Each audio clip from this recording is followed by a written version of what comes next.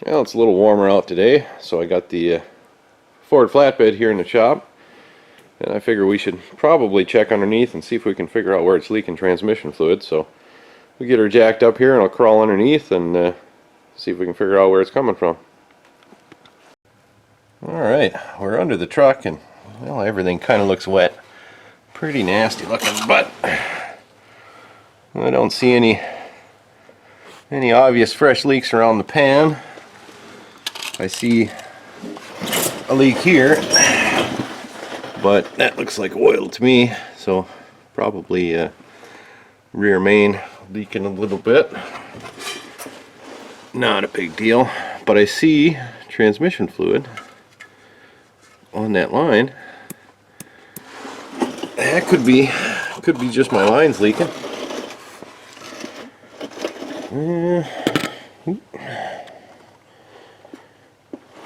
Can't really see much up top, but down here for sure, that line right there is pretty clean.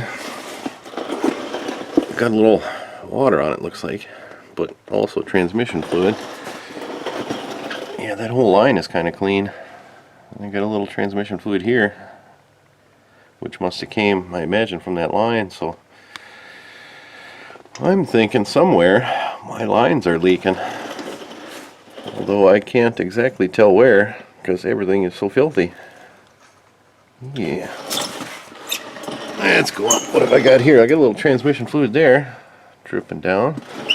Okay, a little bit more there, a little bit more in the front. Yeah, I wonder if those lines are leaking somewhere up here, and it's just all running back. And as you can see, looks like the front main is a little wet. Looks like coolant actually. Yep, right there. Nice. So I might have a bit of a coolant leak up top somewhere. Greasy nasty, but I'm thinking somewhere these lines are leaking because I got red stuff way down here. So I suppose that could be from that power steering cooler.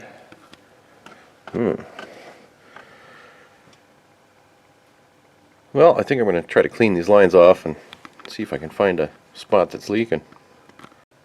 Alright, I'm not 100% sure, but I'm thinking it might be leaking from right here where that clip is that holds everything, because right in this area I've got the most transmission fluid all down here and under the bottom and everything.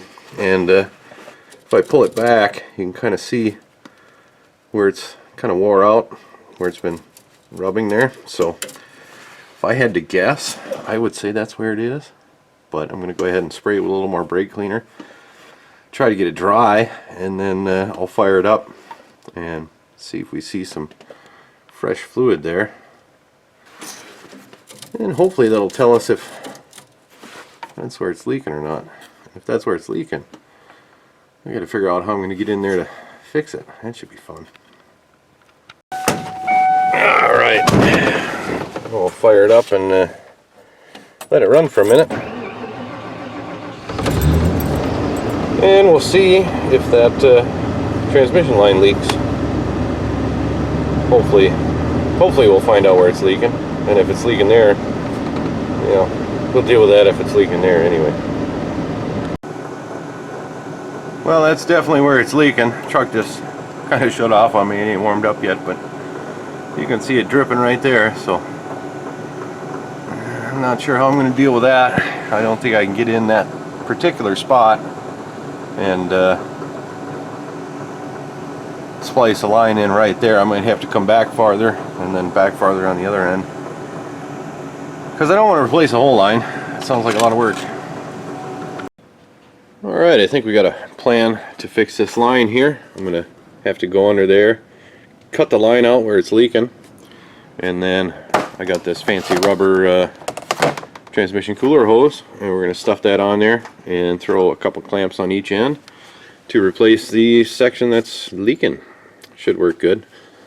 I could have gone ahead and spliced in a metal chunk of line, but where it's at, I think it would be pretty tough to get the flaring tool in there and screw around with all that. And I could replace the whole line, but it goes from transmission back there, comes out a little ways, comes forward, goes up and over the axle, and then it comes this way to the bottom of the radiator, and then shoots all the way over this other side along the bottom, and then pops up right here. So that's kind of a funky line, and I don't really want to try to fish that in there. It doesn't sound like any fun. So we're going to go the cheap and easy route, and it should work. So I guess we'll crawl under there and go ahead and see if I can get the line out of that little holder, and then figure out exactly which one's leaking, because I can't tell which one while it's in the holder. And then we'll get to cutting and fixing it, I think.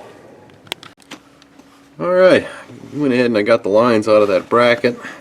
I just went ahead and cut it off since I won't be using it again.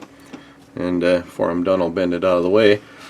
But you can see that little red bit there at the end, right up there. It's leaking on the top of this line right here. So I'll go ahead and I'll get my little tubing cutters and see if I can reach in there with them and spin them around and cut it right there. And then I'll slip the rubber hose on with a couple of clamps, and hopefully I'll have enough room to tighten them up. Alright, got my line cut. There wasn't a whole lot of room to work, but I did manage to get it snipped off there. And by how difficult it was to actually cut the stuff, I'm wondering if these aren't stainless steel lines. They're pretty hard. Plus they're not rusty anywhere I can see, so I imagine they're probably stainless steel. I can't imagine trying to flare stainless steel up in this area with the crappy tools I have. That would be dang near impossible. So now I can go ahead and see if I can slip my hose on and a couple of clamps and tighten them up, and should be good. Well, alright, that was not super fun, but I did manage to get my rubber hose on, and there's two clamps here you can see, and two clamps further back. I got those tight, and I fired it up and ran it. It wasn't leaking, so I went ahead and I just cut a piece of fuel line here for this bottom metal line so it wouldn't rub on anything, zip tied it on, and then kind of stuffed these back up in the bracket and zip tied them in so they won't move. And I'm pretty sure I'm going to call that fixed. It ain't the prettiest thing in the world, but it ain't leaking no more, so I'm calling it good.